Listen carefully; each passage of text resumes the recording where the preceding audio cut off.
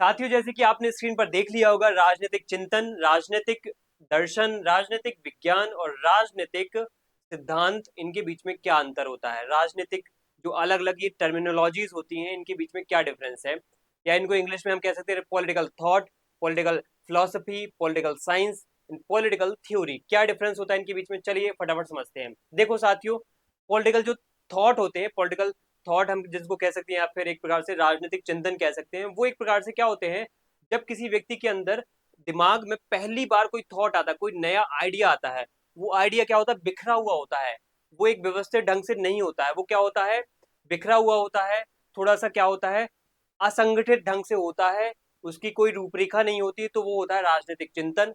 उसके बाद होता है राजनीतिक दर्शन। राजनीतिक दर्शन उसी बिखरा हुआ जो चिंतन है, उसी का क्या होता है, व्यापक रूप होता है।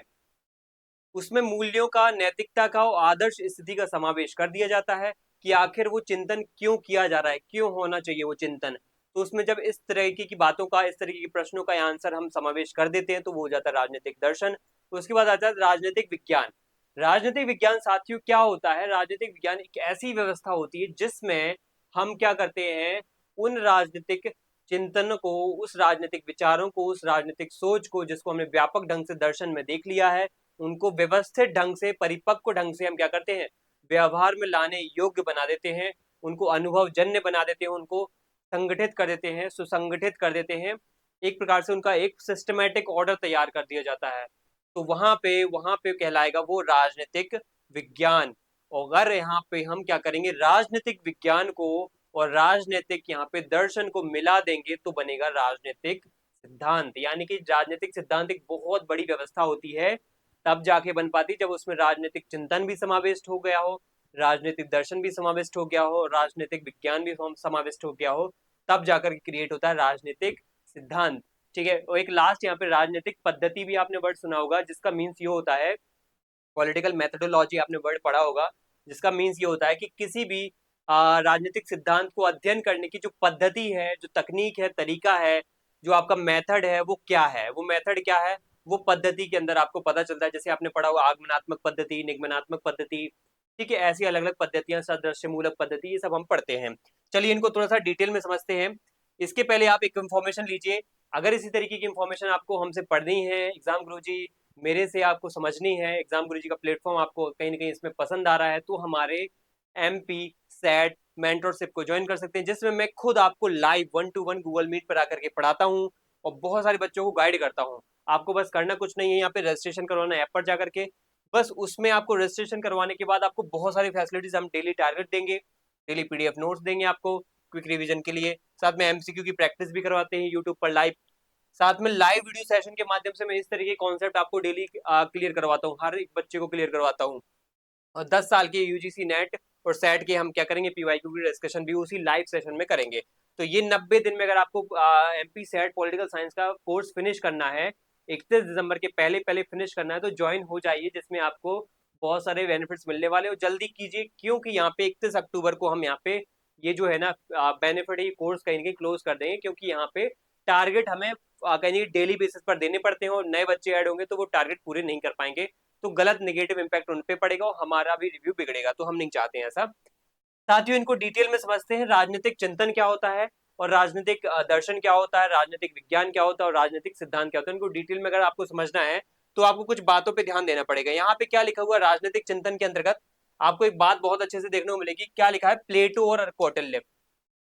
प्लेटो का आपने आदर्श राज्य का सिद्धांत, न्याय सिद्धांत बहुत अच्छे से पढ़ा होगा, उसमें कौटिल्य बोलते हैं कैसे आदर्श राज्य होना चाहिए, तो उनके दिमाग में एक चिंतन आता है, एक थॉट आता है, लेकिन उसकी कोई रूपरेखा नहीं बनाते वो, कोई उसको व्यवस्थित ढंग से नहीं डालते हैं। ठीक है, तो उन्होंने जो भी थॉट आया, आदर्श राज्य का जो भी व्यवस्था उनके दिमाग में आती है, कौटिल्य के दिमाग में भी जो अच्छे राज्य की कल्पना आती है, उसको साप्तांग सिद्धांत को वो क्या करते हैं, यहाँ पे सोच लेते हैं, चिंतन कर लेते हैं। तो चिंतन एक क्या होता है, बिखरा हुआ, असंगठित एक क्या होता है, सोच होता है, थॉट होता है, चिंतन होता है साथियों। लेकिन अगला स्टेप यहाँ पे क्या होता है, अगला स्टेप थोड़ा सा परिपक्व होता है, उसमें बात की जाती है राजनीतिक दर्शन की, जिसमें क्या करते हैं, उसी चिंतन में हम क्या करते हैं, उसी सोच में क्या करते हैं, उसी विचार में हम क्या ऐड कर देते हैं, मूल्यों को ऐड कर देते हैं, नैतिक विचारों को ऐड कर देते हैं, क्यों होना चाहिए आखिर आदर्श राज्य। यहाँ पे प्लेटो अब क्या सोचेंगे, आदर्श राज्य आखिर क्यों होना चाहिए, तो वहां पे जब वो क्यों का आंसर ढूंढ लेंगे, तो हम कहेंगे राजनीतिक दर्शन है वो उनका। तो वो क्यों है यहाँ पे, उसका आंसर वो उनको मिल जाता है, क्योंकि अगर हमें अच्छा समाज बनाना है, साम्यवादी समाज बनाना है, एक आदर्श समाज बनाना है, तो हमें सभी में न्याय का वितरण करना है, तो हमें आदर्श राज्य चाहिए। तो इस प्रकार से जब न्याय, स्वतंत्रता, समानता जैसे मानकों का यहाँ पे समाविष्ट हो जाता है, तो वहां पे हम कहेंगे मूल्यों का समावेश हो गया है और राजनीतिक दर्शन बन चुका है वो। इसके बाद अगला पॉइंट यहाँ पे ये आता है राजनीतिक विज्ञान का। राजनीतिक विज्ञान में हम ये समझते हैं कि कैसे उस राजनीतिक दर्शन को या चिंतन को विज्ञान के अनुसार यहाँ पे नियमों में उनको संगठित तरीके से, व्यवस्थित तरीके से ढाला जा सके, एक प्रक्रिया को फॉलो करते हुए उसको संगठित किया जा सके, यहाँ पे एक सिस्टम ऑर्गेनाइज किया जा सके उसका। तो यहाँ पे राजनीतिक विज्ञान होता है। जैसे आपने जनरली पढ़ा होगा कौटिल्य का जैसे आदर्श राज्य का सिद्धांत है, तो उसको जब वो न्याय सिद्धांत के अंतर्गत कहीं ना कहीं कहते हैं कि जो दार्शनिक है वो राजा, दार्शनिक होगा वो राजा बनेगा, या राजा को कहीं ना कहीं यहाँ पे दार्शनिक होना जरूरी है। साहसी व्यक्ति सैनिक वर्ग में जाएगा। यहाँ पे जो इच्छुक ज्यादा रहता है, जो जिसके अंदर भूख जो बहुत होती है, वो कहीं ना कहीं व्यापारी वर्ग, कृषक वर्ग या फिर श्रमिक वर्ग में जाएगा। तो इस प्रकार से जब वो बहुत सारे तत्वों में, कारकों में, बहुत सारे एलिमेंट्स में जोड़ देते हैं, उसको सिस्टमेटिक ढंग से उसको कन्वर्ट कर देते हैं, उसको परिपक्व कर देते हैं, व्यवस्थित कर देते हैं, संगठित कर देते हैं, तब बन जाता है वो साइंस या राजनीतिक विज्ञान, पॉलिटिकल साइंस। ठीक है, उस सिद्धांत को हम क्या करेंगे, तथ्यात्मक ढंग से हम डिस्कस करेंगे। और फिर इसके बाद अगली कड़ी होती है, वो होती है राजनीतिक सिद्धांतों की, जिसमें आपको पता होना चाहिए विज्ञान भी उसमें शामिल होता है और उसमें दर्शन भी शामिल होता है। पहली लाइन यही याद रखो कि जिसमें राजनीतिक विज्ञान का पॉइंट भी हो, यानी कि उसमें व्यवस्थित संगठित रूप भी हो विचारों का, साथ में विचारों का यहाँ पे क्या होना चाहिए, दर्शन वाला पक्ष भी होना चाहिए, मूल्यों का समावेश भी होना चाहिए। तो साथियों, ये होती है राजनीतिक चिंतन, राजनीतिक दर्शन और राजनीतिक विज्ञान और राजनीतिक यहाँ पे सिद्धांत की व्यवस्था। ठीक है, ये बहुत ब्रॉड पॉइंट होता है राजनीतिक सिद्धांत, आपको पता होना चाहिए, जिसके अंदर बहुत सारी बातें समाविष्ट होती हैं। और लास्ट यहाँ पे राजनीतिक पद्धति आती है, जो कि आपके लिए एडिशनली इंफॉर्मेशन के तौर पे बताई गई है, कि जिसमें हम क्या करते हैं, एक पूरी की पूरी व्यवस्था को, एक पूरी की पूरी राजनीतिक सिद्धांत को जिस तरीके से, जिस तकनीक के माध्यम से स्टडी करते हैं, विश्लेषण करते हैं, उसको हम क्या कहते हैं, उसको कहते हैं राजनीतिक पद्धति। जैसे आगमनात्मक राजनीतिक पद्धति, निगमनात्मक राजनीतिक पद्धति। निगमनात्मक का प्रतिपादक हम जनरली पढ़ते हैं प्लेटो को।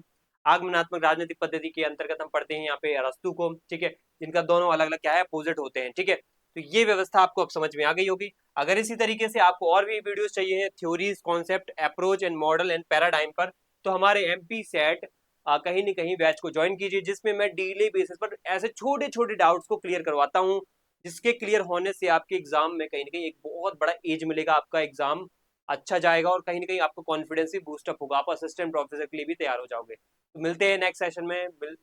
जय हिंद सभी को। Thank you.